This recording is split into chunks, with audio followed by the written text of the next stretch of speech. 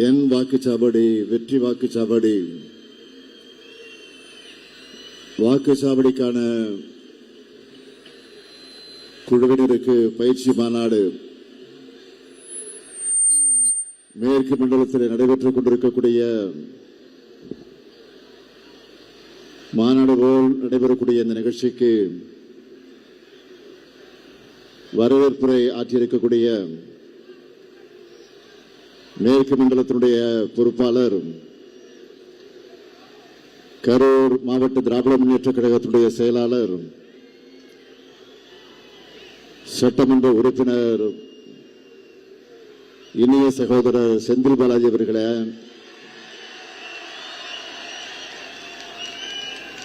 கழகத்தினுடைய துணை பொதுச் செயலாளர்கள், நாடாளுமன்ற உறுப்பினர் அந்தியூர் செல்வராஜ் அவர்களே, மாண்புமிகு அமைச்சர் மூப்பே சாமிநாதன் அவர்களே, தேர்தல் பணியில் நாம் ஆற்ற வேண்டிய பணிகள் குறித்து உங்களிடத்தில் விளக்கமாக உரையாற்றி இருக்கக்கூடிய நாடாளுமன்ற உறுப்பினர், சட்டத்துறையுடைய செயலாளர், மூத்த வழக்கறிஞர் அருமை சகோதரர் என்ஆர் இளங்கோ அவர்களே, கழக உயர்நிலை செயல்திட்ட குழுவினுடைய உறுப்பினர்கள், அன்புக்குரிய அண்ணன் கண்ணப்பன் அவர்களே, பொங்கலூர் பழனிசாமி அவர்களே, மாண்புமிகு அமைச்சர் பெருமக்களே, ஆற்றல் மிகு மாவட்ட கழகத்துடைய செயலாளர்களே, மேற்கு மண்டலத்திற்கு உட்பட்டிருக்கக்கூடிய வாக்குச்சாவடி முகவர்களே, குழுவினர்களே, ஒன்றிய நகர பகுதி பேரூர் மற்றும் கிளை வார்டு கழகத்தினுடைய செயலாளர்களே, நிர்வாகிகளே, என் உயிரோடு கலந்திருக்கக்கூடிய தலைவர் கலைஞர் அவர்களின் உயிரினும் உயிரான அன்பு உடன்பிறப்புகளே, நிறைவாக நன்றி நல்கிருக்கக்கூடிய கோவை தெற்கு மாவட்டத்தினுடைய செயலாளர் தளபதி முருகேசன் அவர்களே, உங்கள் அனைவருக்கும் என்னுடைய அன்பான வணக்கம். பாசக்கார மேற்கு மண்டலத்தில் உங்க எல்லாரையும் சந்திப்பதில் நான் மிகுந்த மகிழ்ச்சி அடைகிறேன். கோவை மண்ணில் நான் காலையில் கால் வச்சதுமே, ஏனுங்க தலைவரை சௌக்கியமான கேட்டு பாசத்தில் நிறைச்சிட்டீங்க. அதுலயும் கல்லூரி மாணவிகள் குடும்பங்கள்ல எல்லோரும் நாம தான் ஜெயிப்போம், நாம மட்டும்தான் ஜெயிப்போம்னு சொல்லி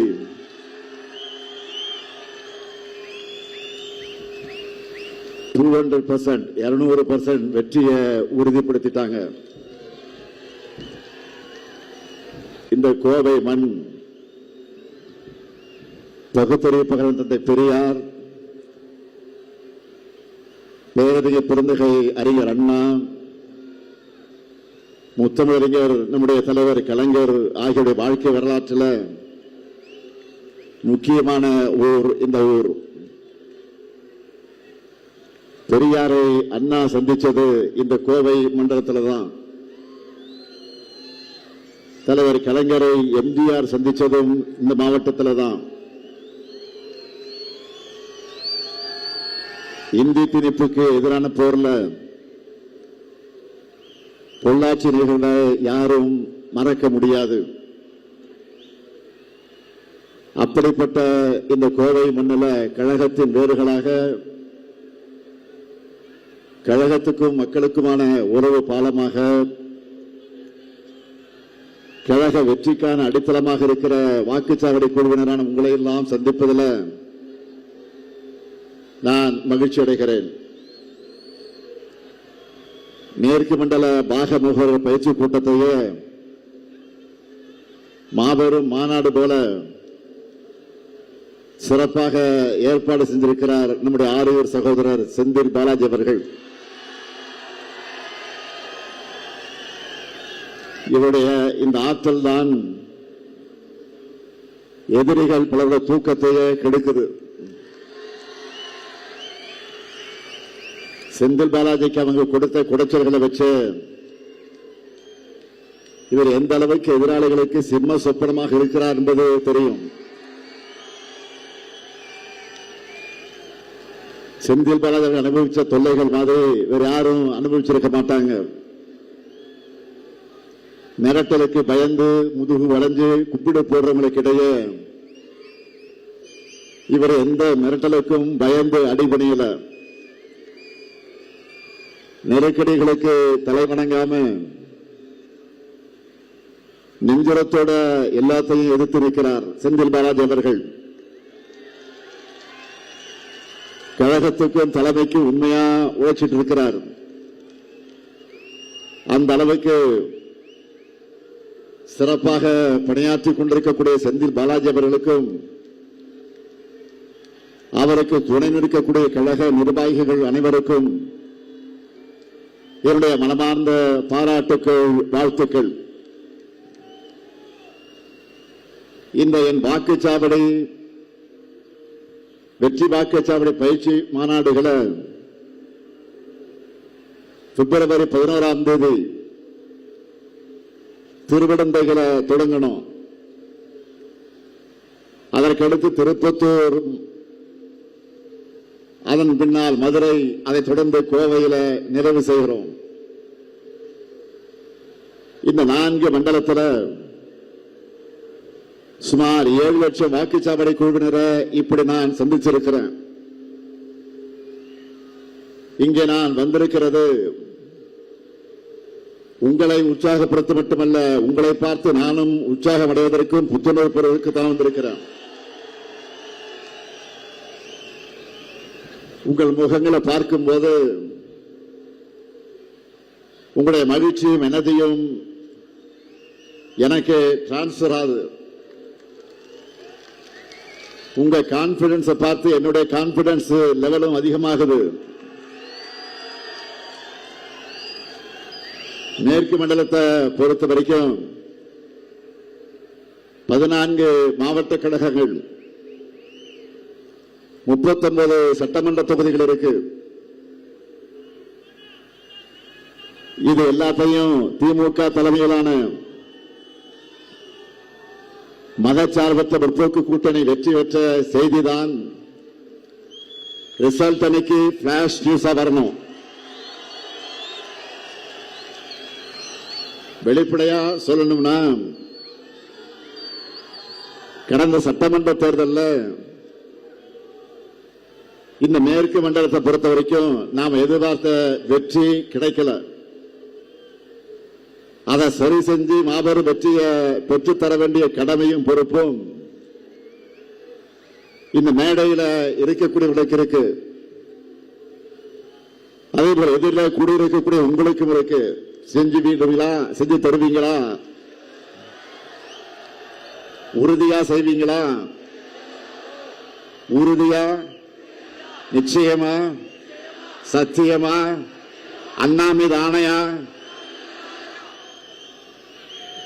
கடந்த 2024 நாடாளுமன்ற தேர்தலில் இந்த மண்டலத்தை பொறுத்தவரைக்கும் எப்படி பெரிய வெற்றியை பெற்றோமோ அதே போல பெரிய வெற்றியை சட்டமன்ற தேர்தலையும் உறுதி செய்யணும். அந்த அளவுக்கு மேற்கு மண்டலத்தில் பல்வேறு திட்டங்களை நாம் செஞ்சு கொடுத்திருக்கிறோம். காலையில் கோவைக்கு வந்ததிலிருந்து என்னுடைய நினைவில் இருக்கிறத நான் சொல்ல விரும்புகிறேன். பல்வேறு இடர்களை கடந்து அத்திக்கடவு அவிநாசி திட்டத்தை நிறைவேற்றியிருக்கிறோம். கோவையில் ஐடி பார்க், செம்மொழி பூங்கா, ஜிடி நாயுடு மேம்பாலம், அவிநாசி சாலை மேம்பாலம், விசைத்தறிக்கு 100 யூனிட் இலவச மின்சாரம், விசைத்தறி மற்றும் சிறு தொழில்களுக்கு மின்கட்டணம் குறைப்பு, விசைத்தறியை நவீனப்படுத்த நிதி ஒதுக்கீடு,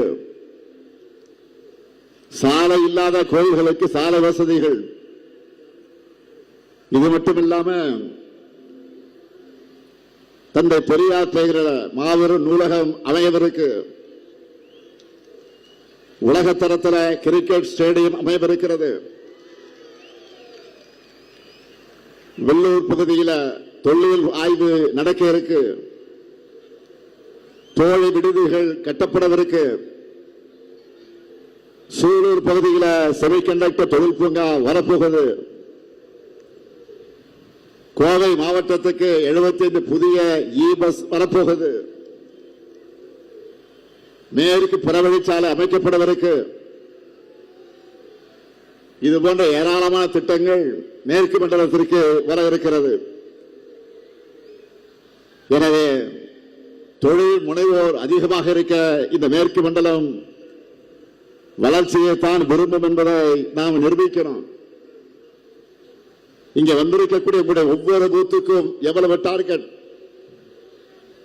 350 வாக்குகள்.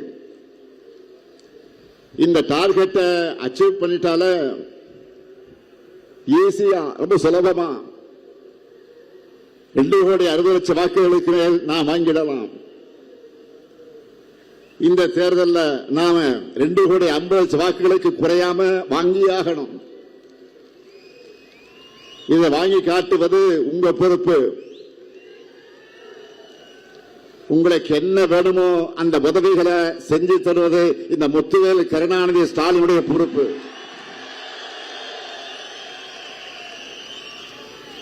$2,50,00,000 பெரிய நம்பர். யோசிச்சு பார்க்கிறீங்க. இதை யோசிச்சு யாரும் ஷாக் ஆகிடாதீங்க. ரொம்ப சுலபமா சொல்றேன். இங்க வந்திருக்கக்கூடிய ஒவ்வொருத்தரும் ஆளுக்கு 40-50 வாக்குகளுக்கு பொறுப்பேற்றுக்குங்க. நீங்க ஒவ்வொருத்தரும் உங்களுக்கு செட் பண்ணி வைக்கக்கூடிய டார்கெட்டை அச்சீவ் பண்ணிட்டாலே போதும். நான் சொன்ன நம்பர் வந்துடும். 200 தொகுதிகள் நிச்சயம். 200 தொகுதிகளுக்கு கூடுதலாகவும் வெற்றி பெறுவதுதான் நம்முடைய லட்சியம்.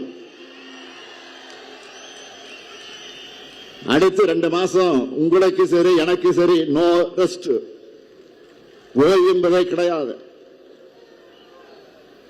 ஒவ்வொரு வாக்காளரையும் நீங்க எல்லாரும் குறைஞ்சது 5 முறையாவது நேரில் சந்திக்கணும். ஏன் சொல்ல தெரியுமா? என்னதான் வாட்ஸ்அப், இன்ஸ்டாகிராம் இப்படி புது புது ஊடகங்கள் வந்தாலும் ஒருத்தருடைய வீட்டு படியேறி போய் அவங்க கிட்ட கையெடுத்து கும்பிட்டு பணிவா வாக்கு கேட்கிற பிரச்சாரத்துக்கு எதுவுமே ஈடாகாது. ஆன்லைன் ஆன்ஃபீல்டு ரெண்டிலையும் திமுகவின் செயல்பாடுகள் தான் நிறைந்திருக்கணும். பரம்பரையா திமுகவுக்கு வாக்களிக்கிற குடும்பமாக இருந்தாலும் சரி,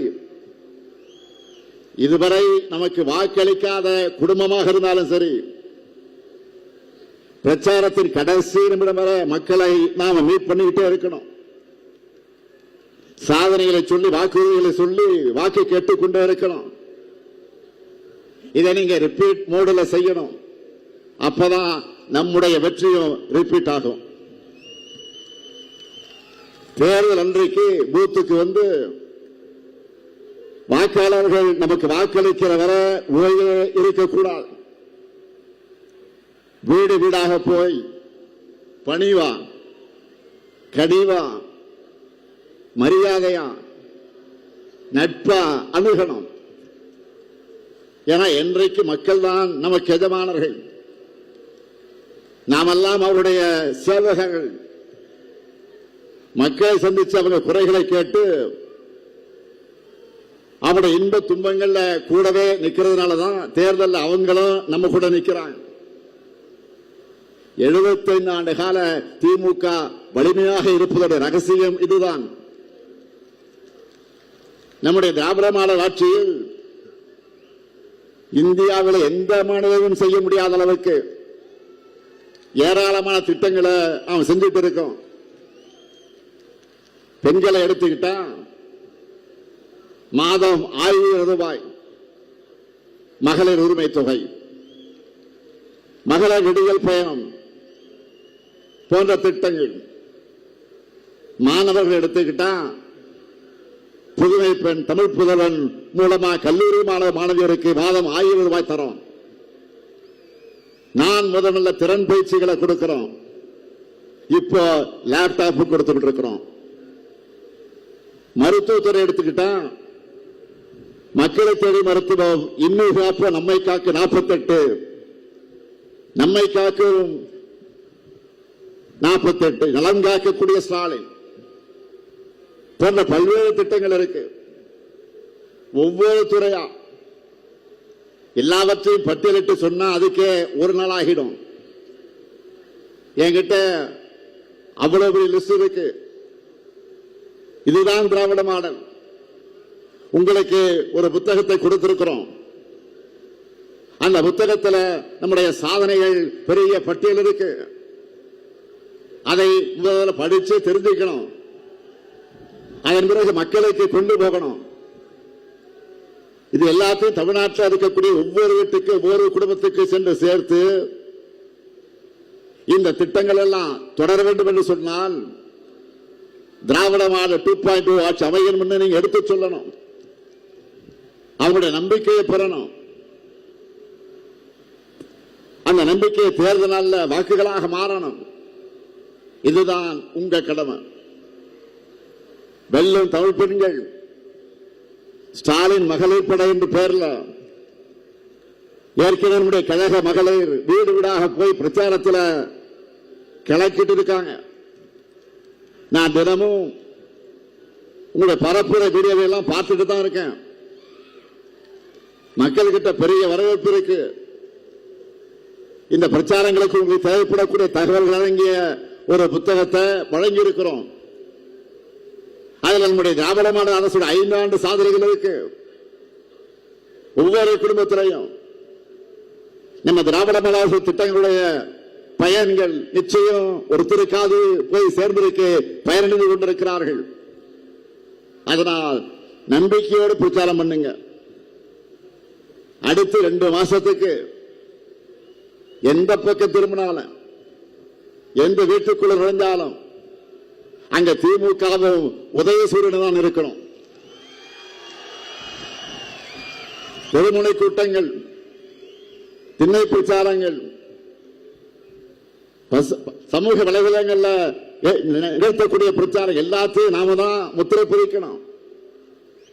எல்லாருக்கும் எல்லாம் என்பதை வெறும் வாய் வார்த்தைகளால் சொல்லாம ஒவ்வொரு தனிப்பட்ட நபருக்கும் என்ன தேவை என்பதை உன்னிப்பா பார்த்து திட்டங்களை செயல்படுத்திக்கிட்டு இருக்கிறோம். வளர்ச்சி என்றாலே பிடிக்காத ஒரு கட்சியா பாஜக இருக்கு. மக்கள் அவங்களை தொடர்ந்து புறக்கணிக்கிறாங்க. அதனால அதிமுகவை தன்னுடைய கிளைக்கழகமாக மாற்றி அதில் முன்னேறி வரலாம்னு நினைக்கிறது பாஜக. பிரதமர் மோடி அவர்கள் திடீர்னு அம்மையார் ஜெயலலிதா புகழ்பாட ஆரம்பிச்சிருக்கிறார். எந்த அம்மையார் ஜெயலலிதாவை புகழ்கிறார்? குஜராத் மோடியா? இந்த லேடியான சவால் விட்ட அம்மையார் மேல திடீர் பாசம் இன்றைக்கு மோடிக்கு வந்திருக்கு. மாண்புமிகு பிரதமர் மோடி அவர்களே, அம்மையார் ஜெயலலிதா விட்ட சவால் உங்களுக்கு மறந்து போச்சா? இல்ல இந்தியாவிலே அதிமுக அரசாங்கம் தான் ஊழல் அதிகமா நடக்க அரசாங்கம்னு உங்களுடைய நம்பர் 2 அமித்ஷா பேசினார, அதை மறந்துட்டீங்களா? நீங்க மறந்திருக்கலாம். ஆனா இது எதையுமே தமிழ்நாட்டு மக்கள் மறக்கல.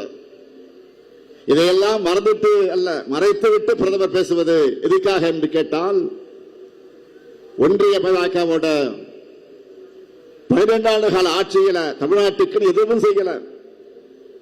சொல்லிக்கொள்ள சொந்தமான சாதனை இல்லாத காரணத்தால் தான் நம்ம ஜெயலலிதாவுடைய புகழ்பாடுன வாக்குகளா வருமானு பார்க்கிறார். எலெக்ஷன் வந்துச்சு என்று கூட பார்க்காம தமிழ்நாட்டுக்கு எந்த சிறப்பு திட்டத்தையும் பட்ஜெட்ல அறிவிக்க மனமில்லாத உங்களுடைய நடிப்பை தமிழ்நாட்டு மக்கள் நிச்சயமாக நம்ப மாட்டாங்க.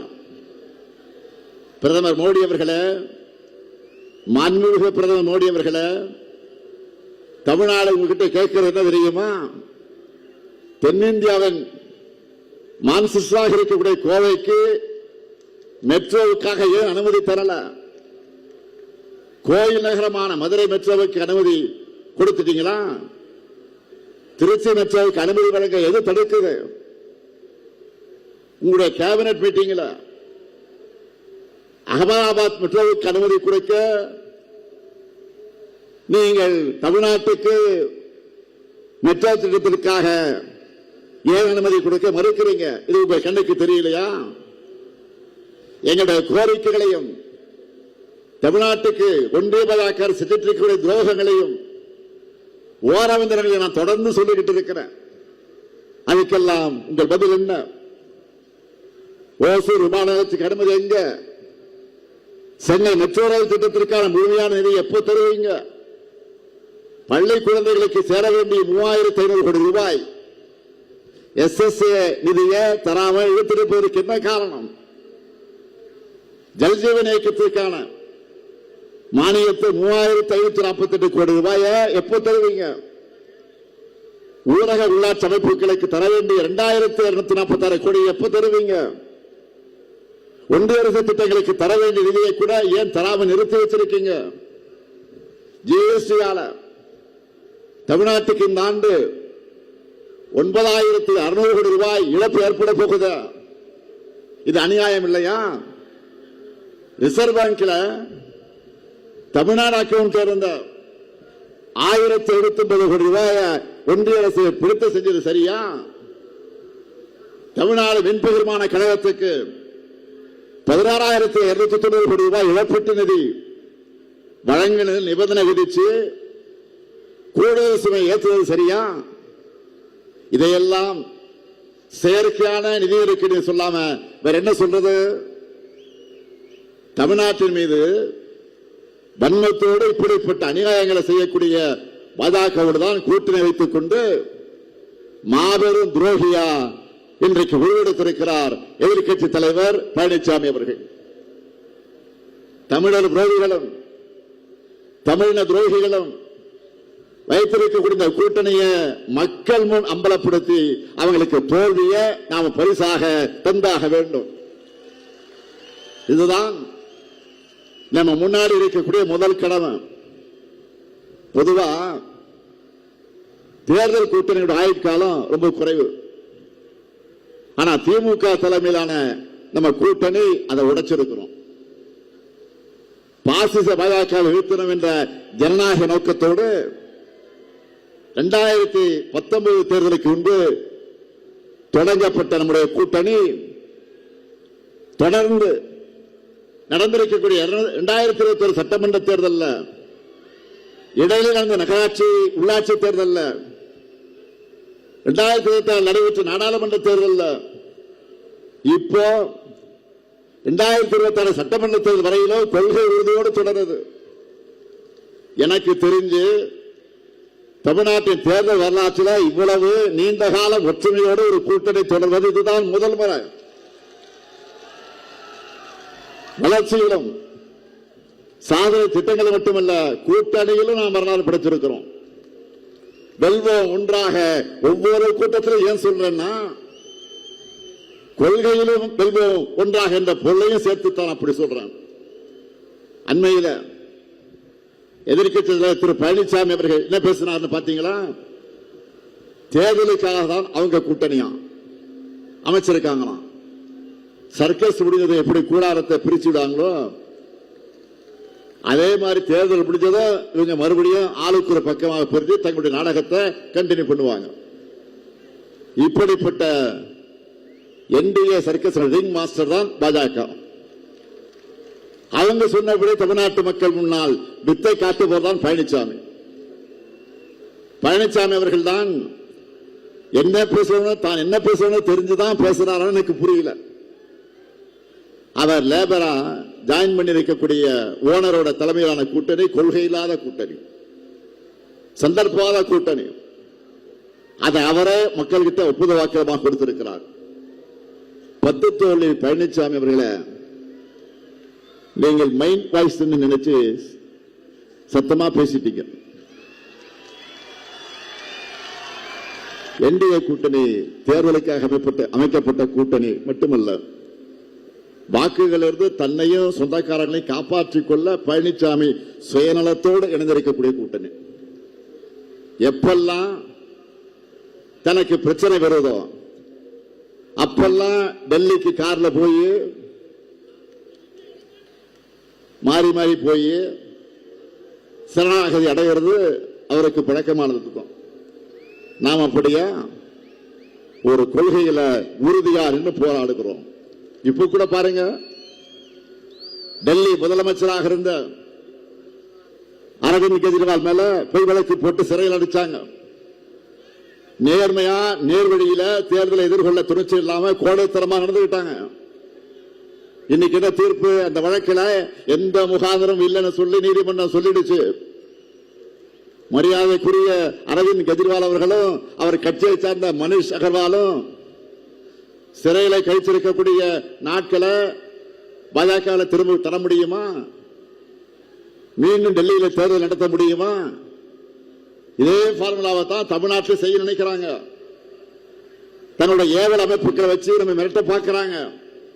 உங்களுடைய அரட்டல் மிரட்டலுக்கு பயப்படாங்க. அடிமையும் இல்ல, கோழையும் இல்ல. தைரியமாக உங்களை எதிர்கொள்வோம். அதனால்தான் மக்கள் மட்டுமில்லாம பல கட்சிகளும் நம்ம நம்பிக்கை வச்சு நம்ம கூட்டணியில் இணைகிறாங்க. தேர்தலுக்கு தேர்தல் கூட்டணியில் இருக்கக்கூடிய கட்சிகள் எண்ணிக்கை குறைஞ்சிருப்பதை தான் பார்க்கிறோம். தேர்தலுக்கு தான் கூட்டணி கட்சி கொஞ்சம் குறைஞ்சிட்டு போவோம்.